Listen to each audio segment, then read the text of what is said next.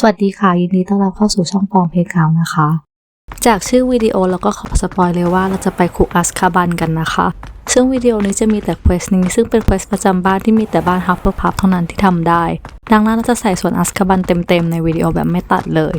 ใครอยากดูแค่อัสคาบันก็สามารถเลื่อนลงไปที่คำบรรยายแล้วกด time stamp ข้ามไปตรงนั้นได้เลยนะคะส่วนเพื่อนๆที่สนใจว่าเราไปอัสคาบันได้อย่างไรก็ติดตามดูวิดีโอนี้ไปพร้อมๆกันได้เลยนะคะเราจะได้คุยกับอัลดิช ดิกเกอรี่อดีตรัฐมนตรีกระทรวงเวทมนต์และผู้ก่อตั้งองค์กรมือปราบมารนะคะซึ่งเขาเชื่อว่าเราสามารถช่วยไขชนะคดีฆาตกรรมเมื่อหลายสิบปีก่อนได้ด้วยหนังสือและหน้าที่หายไปนะคะ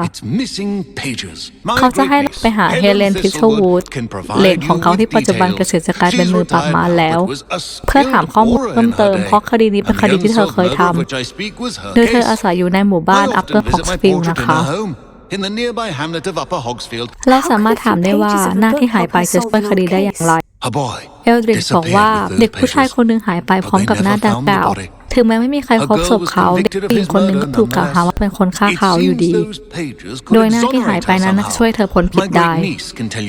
อัปเปอร์ฮอกฟิลด์อยู่ทางเหนือของฮอกสมิธไปอีกนะคะแต่เราอยากเก็บวัตถุดิบต่างๆเราก็เลยจะเดินจากโรงเรียนไปเลยนะคะ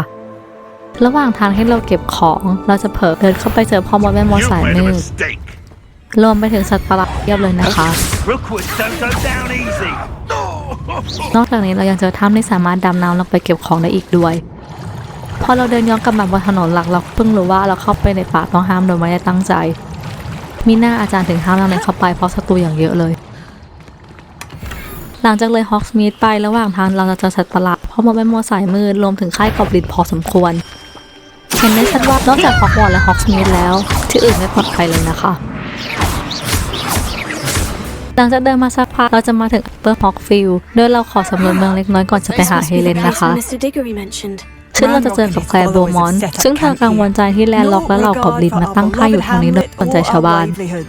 น้องชายของเธอบาดอฟพายาทูและได้รับบาดเจ็บจนต้องเข้าโรงพยาบาลเซนต์มังโกทางเราถามต่อเธอจะเล่าว่าบาดอฟเดเซไม่ยอมให้พืชผักที่เขาปลูกแก่กอบลินหลังจากเขารักษาตัวที่โรงพยาบาลเสร็จเขาก็พยายามเรียนเวทมนต์ที่เธอกลัวว่าเขาจะเสียใจในภายหลังแค่ยังเล่าอีกว่าน้องของเธอไปขอความช่วยเหลือจากล็อกวูดซึ่งเธอไม่เห็นด้วยแต่ก็หวังว่าทุกอย่างจะดีขึ้นในตอนนี้เราสามารถทำไซเควสเคลียร์ค่ายกอบลินได้ซึ่งแคลร์บอกว่าในค่ายมีกอบลินจำนวนมากแต่เลเวลที่แนะนำอยู่ที่เลเวล2เราเลยจะไปลองเคลียร์ค่ายกันดูนะคะ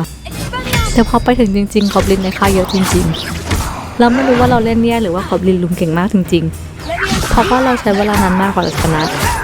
แถมใช้น้ำยาวิกเกิลเวลฟื้นฟูชีวิตไปเยอะมาก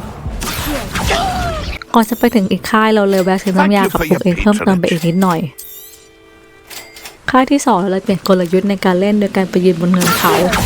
แล้วค่อยๆอัคคิโอดึงกอบลินขึ้นมาสู้ทีละตัวกว่ากอบลินตัวอื่นจะตามขึ้นมาก็ใช้เวลาสักพักเราเลยไม่ได้โดนลุมเหมือนค่ายแรกแล้วก็ชนะไปในที่สุดนะคะระหว่างทางกลับมาหาแคร์จะได้ยินชาวบ้านคนหนึ่งพูดถึงบาดอฟพอดีพอเราเข้าไปคุยได้แล้วเธอจะบอกว่าเธอเห็นบาดอฟกำลังฝึกเวทมนต์ศาสตร์มืดอยู่กับพวกของล็อกวูดในป่าเธอเกรงว่าเขาจะเดือดร้อนหากไม่สามารถทำตามที่สัญญากับแอชไวเดอร์ได้หากเราถามเพิ่มเติมเขาจะบอกว่าเขาไปพัวพันกับล็อกวูดเพราะดูเหมือนว่ากอบลินของแรนร็อกจะไม่ยุ่งกับเขาและเธอเกรงว่าเขาจะโดนจับไปเพราะเขาสัญญาว่าเขาจะกลับมาอีกไม่กี่วันและไม่มีทางที่เขาจะทิ้งลาและแคร์ไปได้นั่นเรากลับไปรายงานแคร์ว่าเราเคลียร์ค่ายกอบลินแล้วเราจะสามารถซื้อของกับเธอได้นะคะนอกจากนี้เรายังสามารถบอกเรื่องบาดอฟฝึกเวทมนต์ศาสตร์มืดกับคนของล็อกวูดได้ซึ่งจะกลายเป็นเควสใหม่เพื่อไปตามหาน้องชายของเธอกันนะคะแต่เห็นเลเวล17แล้วเราเลยกลัวเพราะเมื่อกี้เลเวล2ยังแทบไม่รอดเลยดังนั้นเราจะเก็บเควสนี้ไว้ทำในอนาคตนะคะตอนนี้เราไปหาเฮเลนกันดีกว่าเธอจะเล่าว่าหลายสิบปีก่อนผู้ชายชื่อลิชาร์ด แจ็คดอหายตัวไปหลังจากไปพบกับเด็กผู้หญิงชื่อแอนโดยไม่มีใครเจอร่างของเขาเลยเมื่อวิญญาณไร้หัวของเขาปรากฏขึ้นในฮอกมิดและไม่รู้ว่าเขาตายได้อย่างไรแอนเลยถูกจับในข้อหาฆาตกรรมและถูกส่งไปยังอัสคาบันซึ่งเหตุผลหลักๆเลยก็มาจากคำให้การของแอปโพโลเนียแบล็กที่ได้แต่อิจฉาแอนคำให้การของแอนเองก็สับสนเธอบอกว่าแจ็คดอจะพาเธอไปผจญภัยโดยจะไปตามแผนที่ที่เขาเจอในหน้ากระดาษที่ขโมยมาจากพีฟส์ซึ่งภาพวาดในฮอกวอตส์เชื่อกันว่ากระดาษนั้นมาจากหนังสือที่เราเจอนั่นเอง นอกจากนี้แอนยังบอกว่าแจ็คดอจะพาเธอไปผจญภัยตามแผนที่ด้วยหากเธอสามารถไขปริศนาบางอย่างได้แต่แอนไม่สามารถไขปริศนาได้เธอเลยไม่ได้พบกับแจ็คดอในวันนั้นส่วนวิญญาณของแจ็คดอเองก็ไปอย่างรวดเร็วเขาไม่มีปริศนาแจ็คดอหน้ากระดาษที่หายไปหรือศพของแจ็คดอมาพิสูจน์แอนก็เลยส่งไปอัสคาบันจากคำให้การของแอปโพโลเนียเท่านั้นเฮเลนเชื่อว่าแอนไขปริศนาแรกได้แล้วแต่หลังจากอยู่ในอัสคาบันมานานเธอก็ไม่ใช่คนเดิมอีกต่อไปและเธอไม่ไว้ใจใคร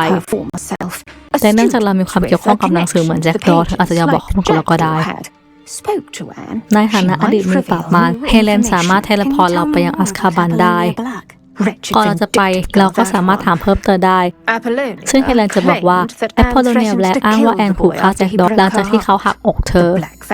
นอกจากนี้ตระกูลเป็นตระกูลที่มีอำนาจส่วนแอนเป็นเพียงมักเกิลบอร์นนอกจากนี้เธอยังไม่ค่อยฉลาดเท่าไหร่เฮเลนสงสัยว่าแจ็คดอกับแอปโพโลเนียอาจร่วมมือกันแต่แจ็คดอดันเสียชีวิตแอนไม่สามารถทนอยู่ในอัสคาบันได้และโทษเฮเลนที่ไม่สามารถช่วยเธอได้เฮเลนจะอยากพิสูจน์ความบริสุทธิ์ให้แอนคราวนี้เราจะมาเข้าส่วนของอัสคาบันกันแล้วนะคะตรงนี้จะเปิดวิดีโอเต็มๆแบบไม่ตัดและไม่พูดอะไรเพื่ออรรถรสเต็มๆนะคะดังนั้นเพื่อนๆสามารถกดเปิดซับเพื่ออ่านคร่าวๆได้เลยนะคะ We'll be there in but a moment.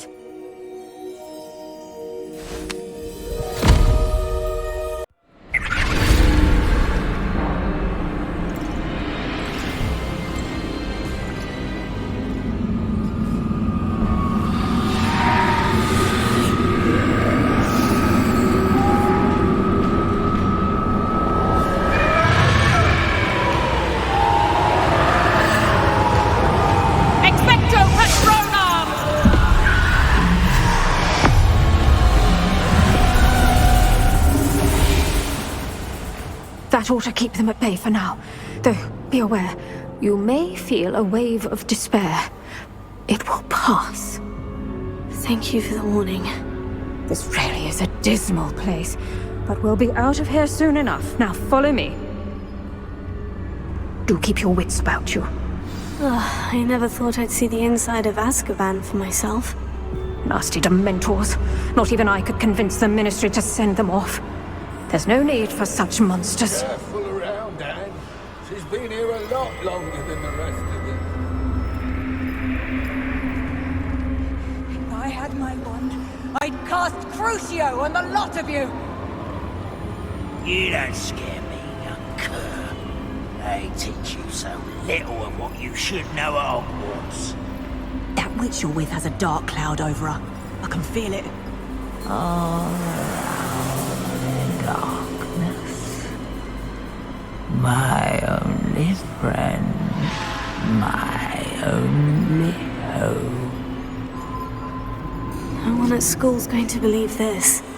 Now remember, Anne has been here a long time. The Dementors aren't kind. Have patience and speak to her quietly and respectfully. Are you Anne? Who's there? Who speaks to me? Is that death finally come for me? I'm a student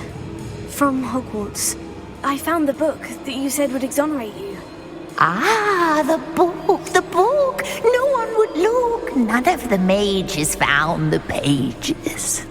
Methinks the feckless knave meandered to his cave. My fate was surely sealed in Upper Hoggyfield.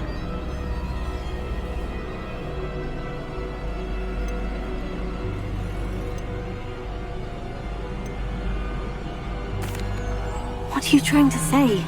That the missing pages are in a cave? Near Upper Hogsfield? Field! Ruins house, a vault concealed. A vault? In some ruins? Near Upper Hogsfield? I suppose it can't hurt to look. Can't hurt to look. Go find the pages from your book. Ellen, know you're here. Come in closer, be a dear.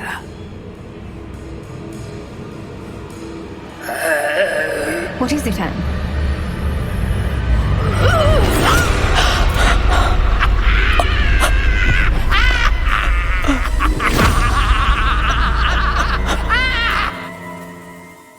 เราจะเทเลพอร์ตกลับมาที่ Upper Hogsfield You're hurt.